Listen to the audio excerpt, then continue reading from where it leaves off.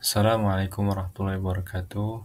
Alhamdulillah alamin wassalatu wassalamu ala Rasulillah wa ala alihi wa sahbihi ajma'in. Amma ba'd. Bapak Ibu sekalian peserta kelas Al-Bayan mempelajari bahasa Arab untuk memahami Al-Qur'an. Kita telah memasuki pekan ketiga dari level 2 dan pembahasan kita pekan ini insyaallah ringan tentang keterangan tempat dan waktu yang mana dalam bahasa Arab disebut dengan dzaraf. Baik, ini tujuan pekan ini kita ingin memahami bagaimana tempat dan waktu disebutkan dalam bahasa Arab Al-Qur'an. Lalu kita akan mengenal kata keterangan tempat dan waktu atau dzaraf dan frasa khas Qur'aniyah. Lalu kita ingin mengidentifikasi makna ayat berdasarkan posisi dan waktu ataupun tempat. Harapannya kita ingin membiasakan diri dengan ungkapan tematik Quran yang bersifat kontekstual. Oke. Kita langsung masuk Bapak Ibu sekalian ke ta'rifnya, ya, ke definisinya. Apa itu dzaraf? Dzaraf itu adalah keterangan tempat atau waktu, ya. Jadi dzaraf ini menunjukkan waktu, ya, kapan sesuatu terjadi dan juga tempat di mana sesuatu terjadi. Ya, jadi dzaraf itu keterangan tempat ataupun keterangan waktu. Lalu dalam bahasa Arabnya dzaraf zaman, yaitu keterangan waktu, ya. Dzaraf zaman. Zaman artinya waktu ataupun masa. Jadi dia kata benda yang menunjukkan waktu terjadinya suatu peristiwa atau keadaan. Contoh, al-yauma, al-laila, ghudwatan, bukratan, ghadan, sabahan, masaan. Nah, ini semua contoh dari keterangan waktu. Dan Bapak Ibu sekalian bisa lihat polanya bahwasanya mereka, ya, dzaraf ini dalam keadaan normal dia berharokat fathah seperti itu, ya. Jadi harokatnya harus fathah terus untuk keterangan waktu. Contohnya, al-yauma akmaltu lakum dinakum. Al-yauma, hari ini, ya. Al-yauma bisa dilihat dia fathah, ya. Al-yauma, bukan al-yaumu, bukan al-yaumi, tapi al-yauma, menunjukkan bahwasanya hari ini atau menunjukkan keterangan tempat ataupun waktu. Lalu wasabbihuhu bukratan wa asila, dan bertasbihlah kepadanya di waktu pagi dan sore. Bukratan fathah, asila fathah, ya, dan ini menunjukkan dia menunjukkan keterangan waktu.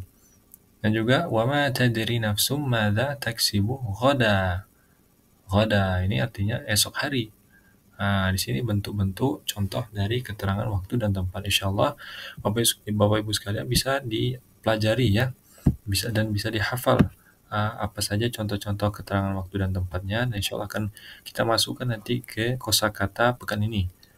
Bisa dipelajari nanti lewat Quizlet insyaallah taala.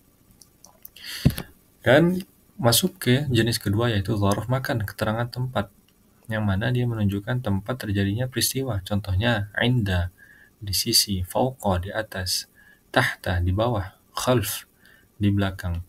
Dan seperti dzaraf zaman tadi, keadaan normalnya juga berharokat fathah, ya. Contohnya lagi, innad dina indallahi Islam. Inda, ya. Inda. Di sini dia fathah, menunjukkan di sisi Allah maksudnya. Terus yadullahi fauqa, fauqa aydihim.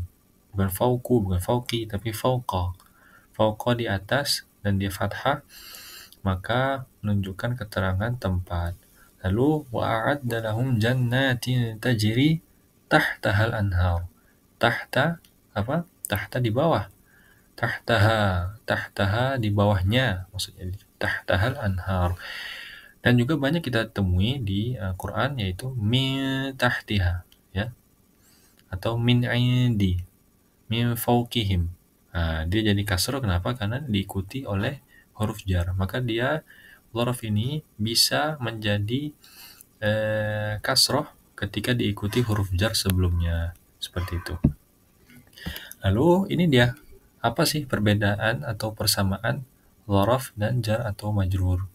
Ya, jadi jar majrur dengan dzaraf ini mereka sama-sama menunjukkan keterangan tempat atau waktu, ya.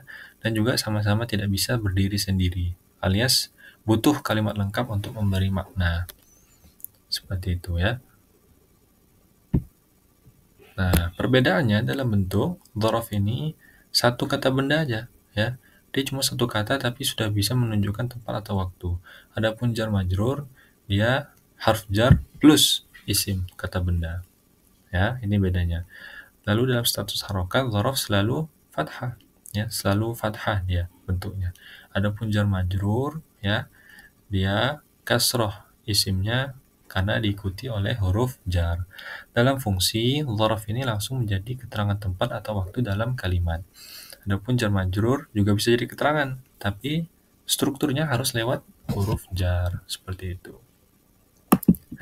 Contohnya perbandingan wafis sama rizqukum. Fi apa? Fi huruf jar.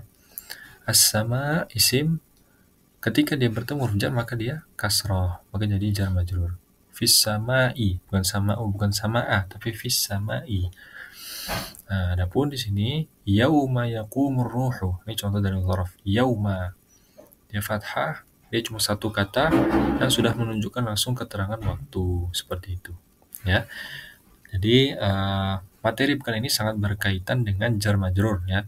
Jadi nanti bisa dipelajari kembali di level 1, bisa diakses kembali materi-materinya di level 1 tentang jar majrur juga. Ini kami berikan sedikit latihan.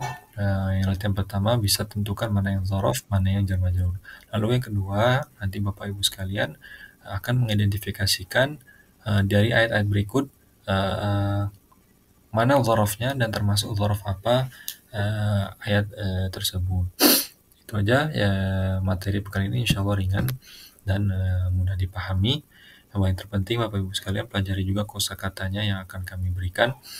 Juga dipelajari materi dengan baik untuk persiapan sesi Zoom besok insya Allah Ta'ala. Maka rangkuman pekan ini, dzaraf zaman dan makan, ya, waktu dan tempat, keterangan waktu dan tempat itu menguatkan konteks ayat.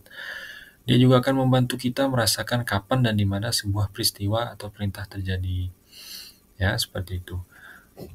Semoga bermanfaat apa yang kami sampaikan ini untuk menjadi bahan tadabbur Al-Qur'annya. Ini aja yang kami sampaikan. Wabillahi taufiq wal hidayah. Wassalamualaikum warahmatullahi wabarakatuh.